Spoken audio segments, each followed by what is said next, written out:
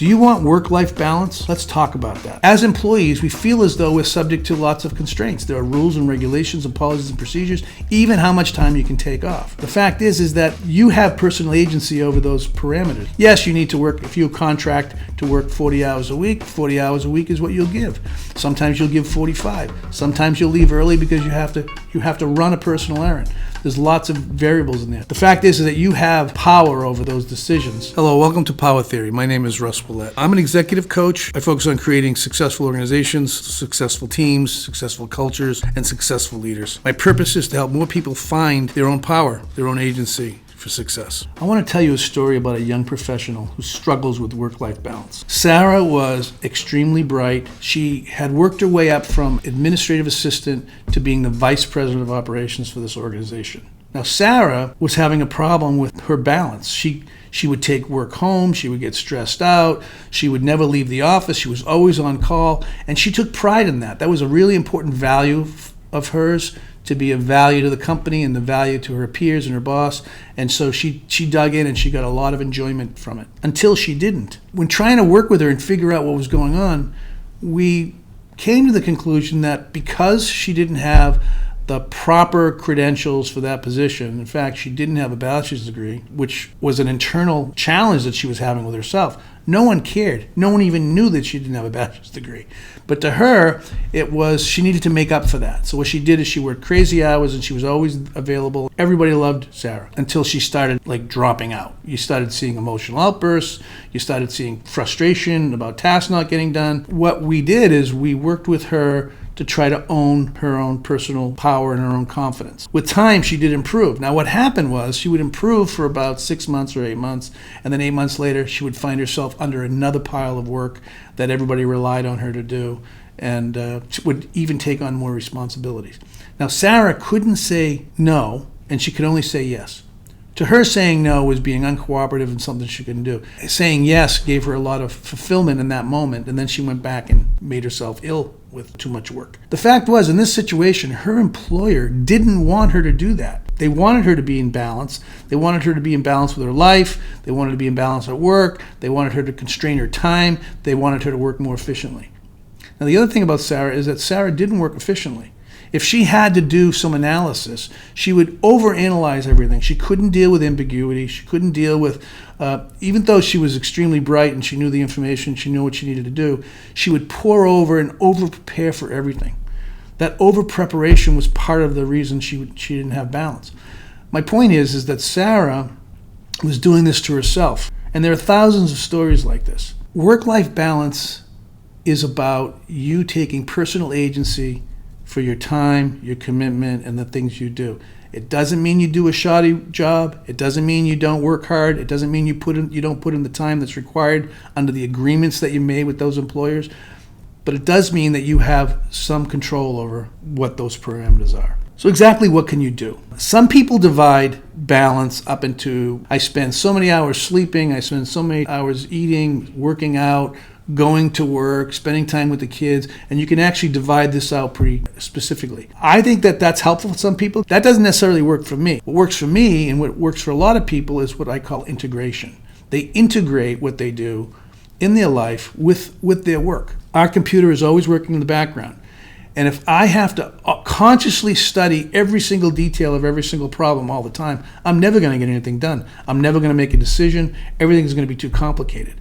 We need to learn to integrate work into our regular time. Another example is integration of time with socializing or networking. I had a friend who used to say networking to him was date night. He integrated his family into the networking activities. And I used to do that too.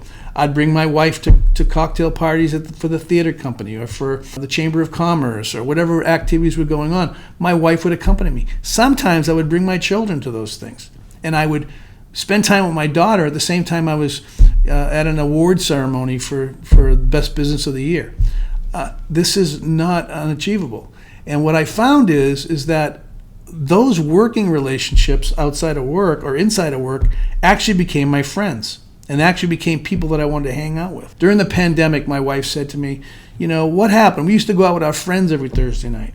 Well, every Thursday night was a business networking commitment that I went to, or it was a I would meet with board members, or I'd go to cocktail parties with board members, or whatever activities were going on. I integrated my work life and my personal life so that it was all one, and that was also fulfilling. That might not work for everybody, but there's an example. Also, what we do when we go to take a job is we negotiate a contract with an employer.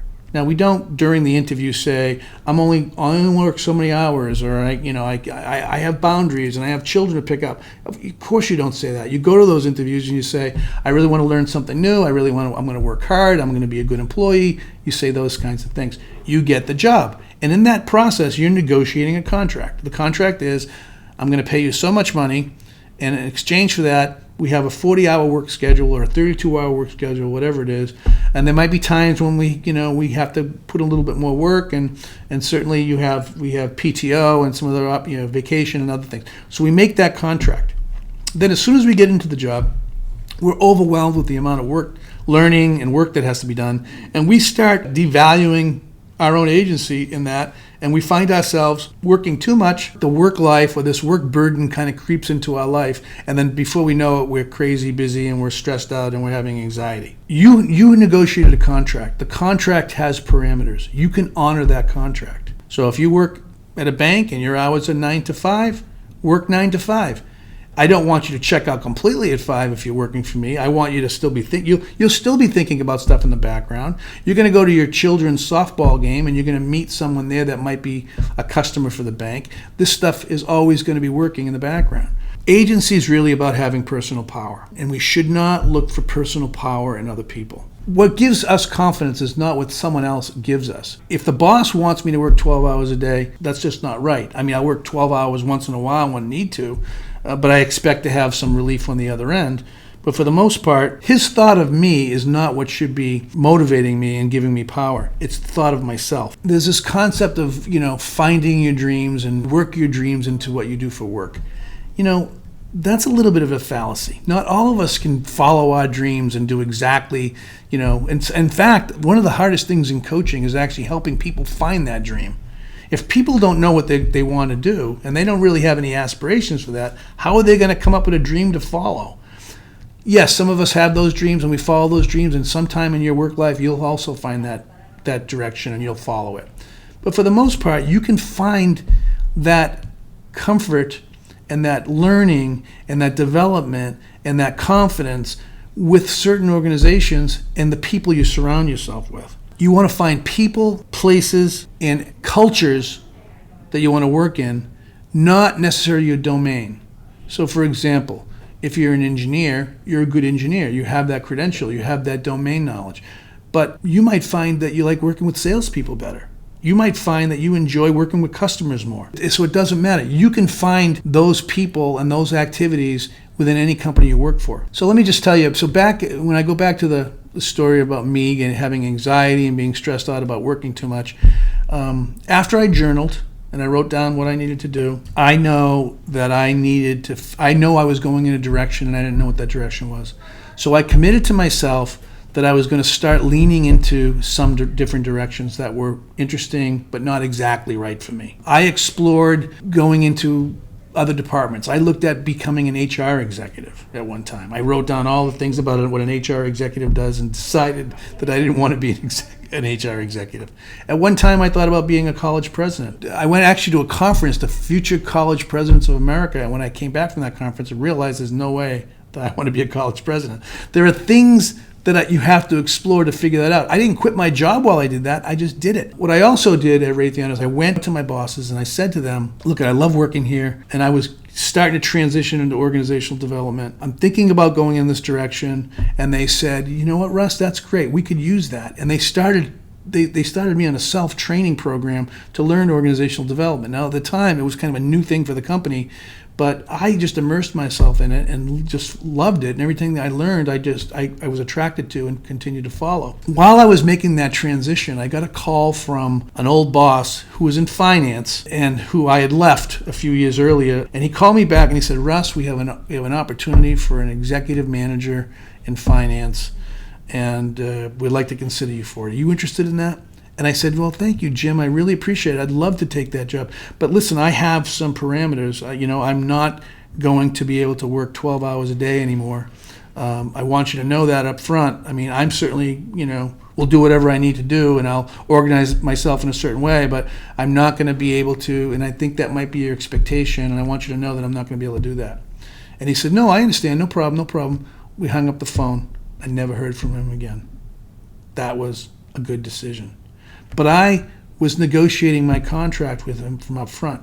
If I had pretended that I would do that, I would have got there, found that it was required for me to work 12 hours a week, and I would have been burnt out and having anxiety again. It's up to us to take personal power. It's up to us to take what we want. And back to the quiet quitting, my point about that was quiet quitting is giving up. Quiet quitting is if me staying at Raytheon and having anxiety, I just dropped out, started leaving, didn't talk to anybody, and didn't get what I wanted and went in no direction. I was directionless. It would have been horrible.